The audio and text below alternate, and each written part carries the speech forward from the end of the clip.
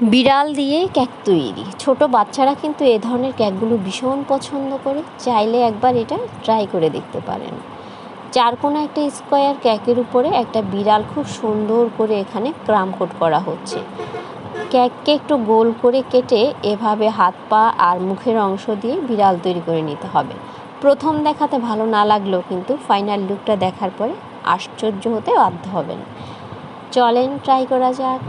ঘাস নজলে নিয়ে নিতে হবে সাদা কালারের হুইপ ক্রিম, দিয়েই সম্পূর্ণ গায়ের অংশটা ঘাস নজেল দিয়ে ড্র করতে হবে। এরপরে দিয়ে দিতে হবে কান হুইপ ক্রিম দিয়ে, আর নাক আর চোখ দিয়ে দিতে হবে ডার্ক চকলেট দিয়ে। হালকা শেডের গ্রিন কালার দিয়ে এখানে একটা রোজ নজেলের সাহায্যে চারপাশে বর্ডার তৈরি করা হচ্ছে। বর্ডারটা নিচে করা হয়ে গেলে সেটার উপরে আরও একে একে করে আমাদেরকে লেয়ার তৈরি করতে হবে। কালারফুল বর্ডারের সাথে সাথেই কিন্তু বিড়ালের সৌন্দর্যটা কয়েক গুণ বৃদ্ধি পাচ্ছে।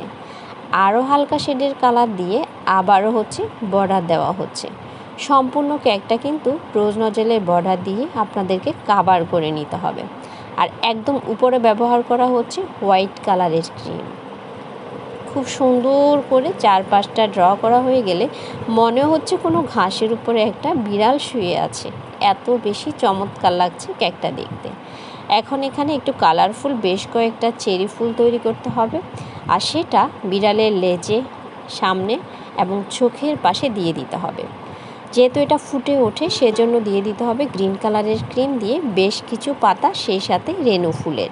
তাহলে দেখে নিতে পারবেন চমৎকার একটা কেক হয়ে